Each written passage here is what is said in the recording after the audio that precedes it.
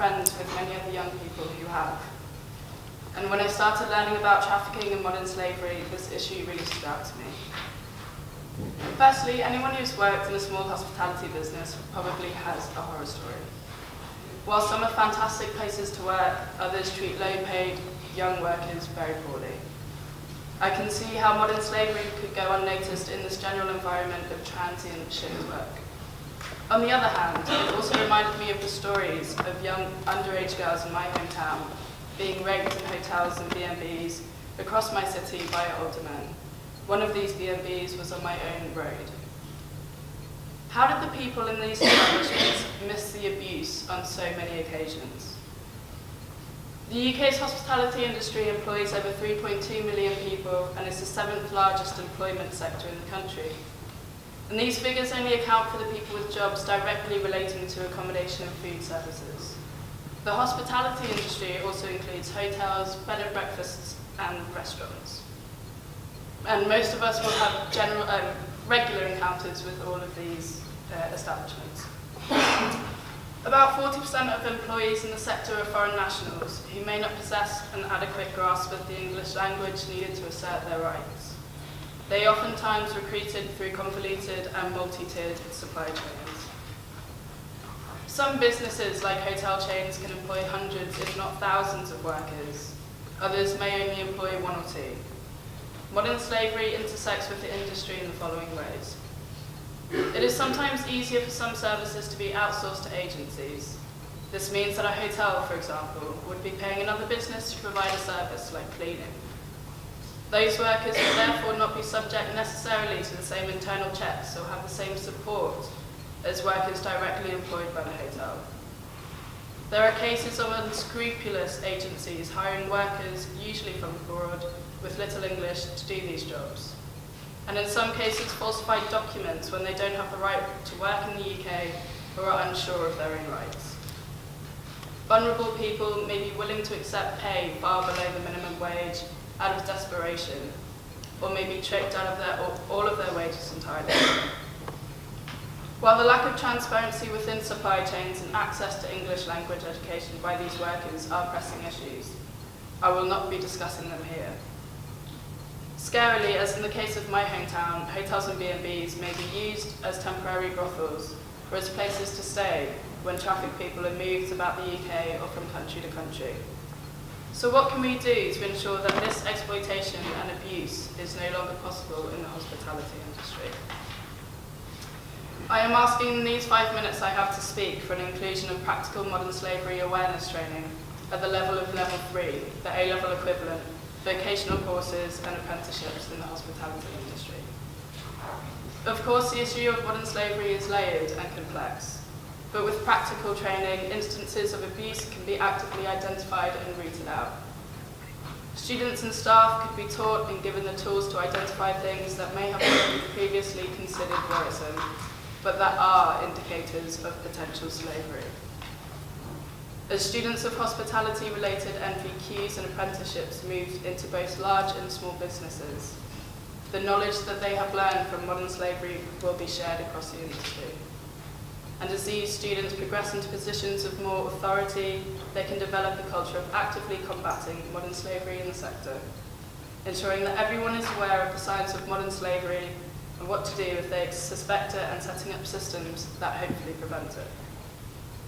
There are various initiatives and organisations tackling the issue in the industry, and I'm delighted that Shan Lee from the Shiva Foundation will be following me tonight. And we hope to riff off these fantastic efforts in our approach to implementing awareness training at the NVQ and apprenticeship level, and are currently speaking to some fascinating people from the industry to try and make this happen. Educator Leah Biscaglia once said, "Change is the end result of all true learning." And with a concerted effort to educate students of hospitality on the crippling effects of modern slavery on the lives of countless people, lasting change can hopefully be brought to the culture of the industry and the prevalence of modern slavery within it. Thank you. So my name is Sean Lee, and I work with Shiva Foundation, as Peppy just mentioned. We are a corporate foundation dedicated to tackling modern slavery and human trafficking in the UK. I'm going to apologize a bit in advance because my voice is a bit hoarse, so hopefully it still reaches the back. One of the ways that we do this, try to tackle modern slavery and human trafficking, is by working with hospitality and hotels in particular to give them the tools that they need to spot, report, and do something about the issue of trafficking. So we do a lot of work in this sector, and it is such an honor, legitimately, to be sitting up here because I wholeheartedly support this idea, and I'll go into that in a second, but it just shows the innovation that can come from a few months of work, and I just find it really inspiring. So well done to everybody who's been part of this program. So before I go into how brilliant this campaign is, I want to impress upon you the responsibility that I believe the hospitality industry has in tackling modern slavery. So we've heard it's a massive industry, and to trump Pepe's figures, I'm going to use international ones. It is an industry that employs 292 million people around the world. That's 1 in 10. So it is huge, right? So if we just go on that, it's massive. Second of all, it has privilege in the fact that those working within this industry can spot multiple types of exploitation that maybe workers in other industries wouldn't be able to see, and I'll go into that in a second. And when I talk about the different types of exploitation, I'm talking about modern slavery as this umbrella term, but you know, modern slavery covers human trafficking, slavery, servitude, all these types of terms. And essentially what it means, if you haven't understood it yet tonight, which I'm sure you have because other people have given phenomenal case studies, it is how people are forced, and that force could be through coercion or threats or violence. They are forced to provide services, and that could be sex or labor, in conditions of exploitation. And that exploitation can look like their documents or important items being withheld, which means they cannot leave. Or it could be that they're literally locked in the accommodation provided for them, which is essentially squalor, so they cannot leave. Or they are in an artificial or inflated debt to their employer, and they cannot leave their situation. They could be abused or threatened, or their families threatened. Horrific things are happening to these human beings, and the estimates are that there are 40.3 million of them living around the world.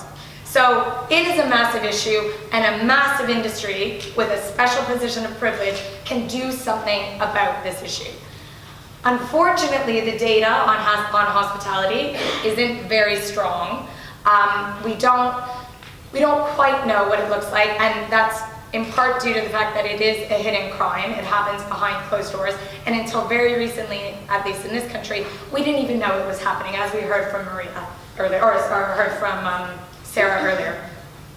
So people weren't reporting it, but also people continue not to report it. And this is the issue that we're talking about today. So hotels or other organizations in hospitality need to report when they see stuff, and then we get the data. But what we do know from a recent study, the estimate was that there are 110,000 people who are exploited in European hospitality sector annually. So from the very little data we do have, we know it's a big issue. So when I was talking about the different types of exploitation and the special position of privilege that I think hospitality has, that comes down to the types of exploitation or how it can manifest within the doors of a hotel, for example. So first of all, as Pepe beautifully pointed out, sexual exploitation and domestic servitude happen way more than we even know about in the actual premises of hotels, so in the rooms themselves to the guests. Number 2, labor exploitation, as also Pepe mentioned brilliantly. Outsourced labor is a big risk for the industry. Pretty much every hotel uses outsourced labor, and the further or the additional links that we get in a chain mean the less oversight that a hotel has over how those people end up there. And there may be people who are not getting paid for their work or working in exploitative conditions, and the hotel has no idea because they don't directly employ them. And then the third element, supply chains. So lots of businesses are now looking at this because of the Modern Slavery Act, and all of those different businesses, I would argue, have supply chains that lead into hotels, because hotels have to worry about where the soap for the bathrooms are coming from, where the linen for the beds are coming from, where the attire or the uniforms for their staff are coming from, and where the food for their restaurants is coming from. So all of this, there are opportunities for exploitation, and hotels need to be doing something about it, if I haven't stressed that enough. Added to that is the complex and layered structure of the industry. So you may walk into a hotel that is a brand, so say Hilton, you walk into a Hilton, I'm assuming everybody's heard of a Hilton. You walk into that Hilton and you go, right, it's a Hilton, don't need to know anything else about it. But what might actually, and most probably is the case, is that another company is actually owning that Hilton, and it's not actually run by a Hilton. And then another company is actually responsible for managing that Hilton, and it's not the owner or the actual Hilton brand. And then they have consultants providing HR or whatever other skills. And then they outsource their labor, as I mentioned, to different labor suppliers who may use different recruitment agencies in country, and then you may use other recruitment agencies out of country. And then you have construction contractors and their subcontractors, and all of a sudden the network that you see for this industry is so complex that it becomes very difficult to understand who has responsibility for addressing modern slavery. And I am in those conversations between those different layers of the industry, and no one knows. No one is agreeing where that responsibility lies. So that is a massive issue. So there's the industry, that's what we're working with. There have been great strides made by the industry. So the International Tourism Partnership, for one, it's made up of the 13 biggest brands, and it has a working group dedicated to look at human rights issues, and one of them being modern slavery. They've produced different guidance, whether it's how to write your modern slavery statement or how to work with recruitment agencies. And most interestingly, they recently committed to these industry principles on forced labor. So the 13 biggest brands are committed to these 3 principles, which are: no worker should have to pay for a job, every worker should have freedom of movement, and no worker should be indebted or coerced into working. And then there's ECPAT that set up the code 1996, and that's a multi-stakeholder initiative that looks at preventing child sexual exploitation in tourism, and that's done phenomenal work with bringing awareness to that issue. And they have over 250 members internationally. Shiva Foundation, just to toot my own horn, we set up the Stop Slavery Hotel Industry Network, and the purpose of that, it's UK based, is to bring together all those different layers that I mentioned and think of like, what can we do collectively, and how do we communicate better and agree that we all share responsibility for this. And then there are a number of NGOs working with hotels to raise their awareness, to offer training, to help them set up policies and practices. So in addition to Shiva Foundation, there is MECPAS in Ireland, Haven of Light in Wales, Polaris in the US, Meeting Professionals Against Human Trafficking in Canada, ECPAT, as I mentioned, a number. And then of course, there are the individual hotels themselves that are some of which are doing great work and providing good training to their staff. That said, we have barely scratched the surface. We've literally touched the tip of how many hotels actually need to take this on, considering we're talking about an industry that employs 1 in 10 people around the world. So why are hotels not taking this up in droves the way we think they should be? I believe that there are a few challenges. So one of them is this historic belief that hotels had, and I believe some still do have, which is if they were to talk publicly or even do anything to address modern slavery, that might be frowned upon by the public and their guests. Now, hopefully here, everybody understands that that's absolutely absurd, because everybody would want them to be doing something. And fortunately, over the last couple of years, but really only the last couple of years, we have seen the leading hotels and brands start to publicly talk about the work that they're doing. I think lack of awareness is another major issue. Some hotels may not know that it's an issue and may not know how it affects them. And I think this is particularly true for those that are under the threshold of the Modern Slavery Act, so they're just not paying attention to it. I think the franchise structure, as I mentioned, makes it really complex. So franchises do not mandate any training or policies or whatever it might be on modern slavery to their, so any of the brands do not mandate it to their franchises. And so when brands are talking about what they're doing, they are missing out sometimes 80% of the hotels that are actually run under their brand. So that's a massive gap in the market that really isn't getting any information. And then finally, I think the big challenge that I face in my work is that it can be really difficult to teach an old dog new tricks. And sometimes getting people to change the way things are is a nightmare, and I'm banging my head against the wall. But fortunately, today, we have a solution that I am so behind because I think it can effectively address all of the challenges I've just mentioned. So at Shiva Foundation, we've thought for a number of years now that by educating the future hotel workers, we are making modern slavery principles, practices, policies, training, everything commonplace. So that means I won't have to go and teach new tricks. That makes my job and ECPAT's job and Polaris's job that much easier, because imagine when I go to a hotel and I say, what are you doing about modern slavery? Not only do they know what I'm talking about, but imagine they're actually doing something about it. They're actually spotting the signs and reporting this. So that would be, the ultimate goal. The franchise structure, this also helps with, because these hotels that aren't managed by the brands don't have to wait now. So you have the new hotel workers coming in, enlightening their colleagues, raising their awareness, and now those individual hotels can take their own initiative and not wait for it to be mandated by a brand, and set up systems and training for everybody.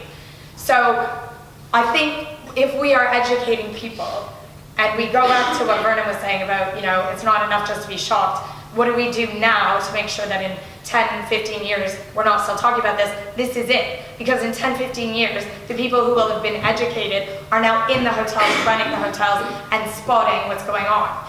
And the most important reason I think that this campaign should hopefully find fruition is because by educating the future hotel workers, when they walk into a hotel, regardless of whether there are any systems in place, they will be the eyes and ears who can spot if someone is being exploited in those hotels.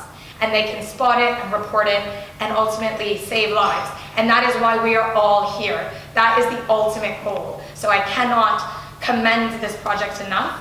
I think it shows real ingenuity, and it takes a real practical solution to a phenomenal challenge that I deal with every day.